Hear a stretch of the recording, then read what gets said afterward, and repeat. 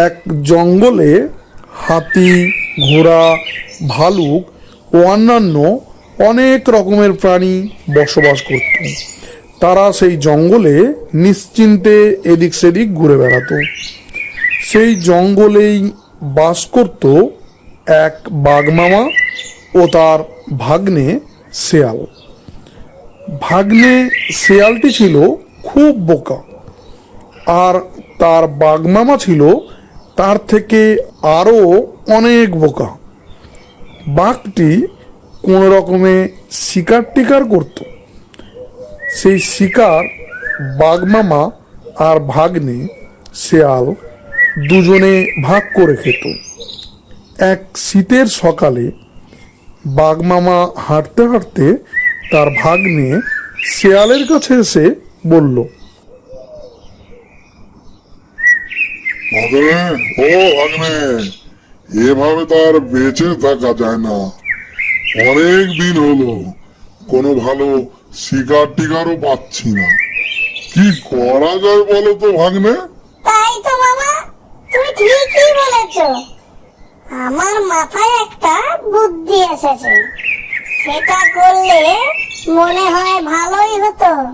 বলো বলো ভাগ্নে, তোমার মাথায় কি বুদ্ধি এলো? বলো বলো, তাড়াতাড়ি বলো। আজকে আমরা দুজনে দুদিকে শিকারে বের হব। আগে শিকারের সন্ধান পাবো, যে সে এসে অন্যজনকে খবর দেব। তারপর দুজনে মিলে শিকার করব। হ্যাঁ, বুদ্ধিটা খারাপ নয়। তাহলে তাই হোক আজকে। চলো চলো, তাড়াতাড়ি বেরিয়ে পড়ি। আমি আর খিদে থাকতে পারছি না। এই বলে মামা ভাগ্নে দুজনে শিকারে বের হয়ে গেল।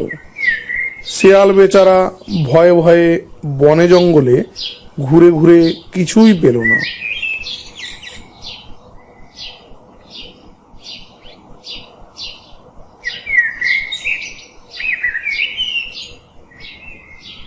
বাঘমামা এদিক ওদিক ঘুরতে ঘুরতে ক্লান্ত হয়ে পড়ল। তারপর সে একটি গাছের তলায় ঘুমিয়ে পড়ল। এদিকে হয়েছে কি, ওই জঙ্গলে একটি ছাগল তার বাচ্চা নিয়ে বাস করত।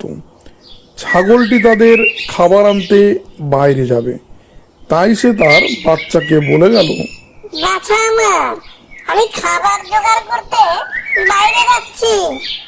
তুমি এখানে সাবধানে দেখো, এখান থেকে কোথাও যাবে না কিন্তু। এখান থেকে কোথাও গেলে তোমার বিপদ হতে পারে, তাই তুমি এখানেই থেকো। আমি এক্ষুনি ফিরে আসবো। এই বলে ছাগলটি তার বাচ্চাকে রেখে খাবার আনতে বাইরে চলে যায়। এদিকে হয়েছে কি, ছাগল ছানাটি সবেমাত্র কয়েকদিন হলো হাঁটতে শিখেছে। তাই সে আনন্দে নাচতে নাচতে জঙ্গলের মধ্যে এদিক সেদিক দৌড়াদৌড়ি করতে থাকে। এদিকে বিকেল গড়িয়ে সন্ধে হব হব করছে। ছাগল ছানাটি আর রাস্তা খুঁজে না পেয়ে সে দূরে একটি গুহা দেখতে পায়। সে সেখানে গিয়ে ঢুকে পড়ে। সেখানে ঢুকে সে ভয়ে ভয়ে নিজের মনে গান করতে থাকে। এদিকে ব্যাপারটা হয়েছে কি, ছাগল ছানাটি যে গুহায় আশ্রয় নিয়েছে সেটি ছিল ওই বাঘমামার।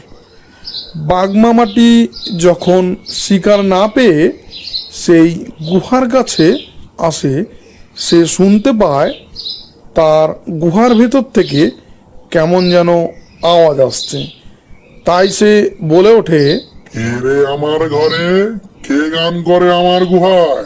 ছাগল ছানাটি ছিল খুব চালাক। সে বাঘের আওয়াজ শুনে বুঝতে পারে যে সে ভুল করে বাঘের গুহায় আশ্রয় নিয়েছে। যেহেতু সে ছিল খুব চালাক, তাই সে মনে মনে সাহস রেখে বলে ওঠে, আমি হলাম রাক্ষসের ভাই খোকস। আমি একসাথে চিবিয়ে খাই 10খানা বাঘ আর 5খানা হাতি। আমাকে যে জ্বালাতন করে আমি তাকে মারি লাথি।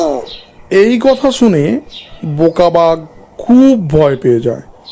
সে মনে মনে ভাবে, খোক্কস না জানি কি জিনিস, সে 10খানা বাঘ আর 5খানা হাতি একবারে চিবিয়ে খায়।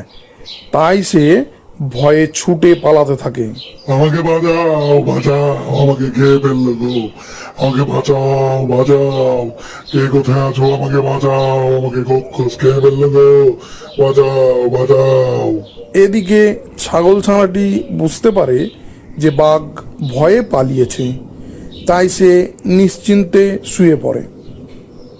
এদিকে বাঘ যখন ছুটতে ছুটতে জঙ্গলের মধ্যে দিয়ে যাচ্ছিল, তখন তার ভাগ্নে শেয়ালের সাথে তার দেখা হয়। তখন সে তার মামাকে জিজ্ঞাসা করে, মামা, মামা, ও মামা, এত ছুটছো কেন? কি হলো? দাঁড়াও, দাঁড়াও, কি হলো? বাঘ তখন দাঁড়িয়ে হাঁপাতে থাকে। হাঁপাতে হাঁপাতে সে তার ভাগ্নে শিয়ালকে সব ঘটনা খুলে বলে। তখন শিয়াল বলে, মামা, চলো আমার সাথে, আমি দেখবো কি এমন খোক্কস যে নাকি সবাইকে খেয়ে ফেলবে। না ভাগ্নে, আমি আর যাব না, আমি গেলে খোক্কস আমাকে খেয়ে ফেলবে, আমি আর যাব না, একদমই ওখানে যাব না। না মামা, না, আমি তোমার সাথে যাচ্ছি, চলো, তোমার ভয় নেই, আমি তোমার সঙ্গেই থাকবো, তুমি ভয় পেও না। বাঘ শিয়ালের কথায় একটু সাহস পায় এবং শিয়ালকে ভরসা পেয়ে সে বলে, আমি যেতে পারি ভাগ্নে, কিন্তু তোমার আর আমার লেজ একসঙ্গে বেঁধে রাখবো, যাতে তুমি আমাকে ফেলে যেতে না পারো। শিয়াল তাতেই রাজি হয়ে যায়। তারপর দুজন দুজনার লেজের সাথে বেঁধে সেই গুহার কাছে গিয়ে হাজির হলো। সেখানে গিয়ে শিয়াল বলল, কে আছিস আমার মামার গুহায়? এখনই বেরিয়ে আয়, তা না হলে অনেক খারাপ হয়ে যাবে কিন্তু। এই আওয়াজ শুনে ছাগলটি বুঝতে পারে আমার বিপদ আবার এসেছে। তাই সে সাহস নিয়ে নিজের মাথায় বুদ্ধি বের করে বলে ওঠে, কি রে, তোকে বললাম 10টা বাঘ আর 5টা হাতি আনতে, আর তুই কিনা নিয়ে এলি এই শুকনো শেয়াল, তাও আবার একটা। এটা দিয়ে কি করব আমি? তোদের সবাইকে এক্ষুনি চিবিয়ে খাবো। এই কথা যেমনি শোনা অমনি বাঘ ভয় পেয়ে জোরে ছুট লাগালো। শিয়াল অত জোরে ছুটতে না পারায় বাঘের লেজের টানে সে গড়াতে গড়াতে যেতে থাকে। সেই জঙ্গল পেরিয়ে বাঘ যখন অনেক দূরে গিয়ে থামে, তখন শিয়ালের অবস্থা প্রায় মরমর, তার দম প্রায় বেরিয়ে গেল অবস্থা। এদিকে ছাগলছানাটি সকাল হলে তার ঘরে গিয়ে তার মাকে সব ঘটনা খুলে বলে। ছাগলছানাটির মুখে তার মা সমস্ত ঘটনা শুনে তার ছানার বুদ্ধির কথা চিন্তা করে অবাক হয়ে যায়।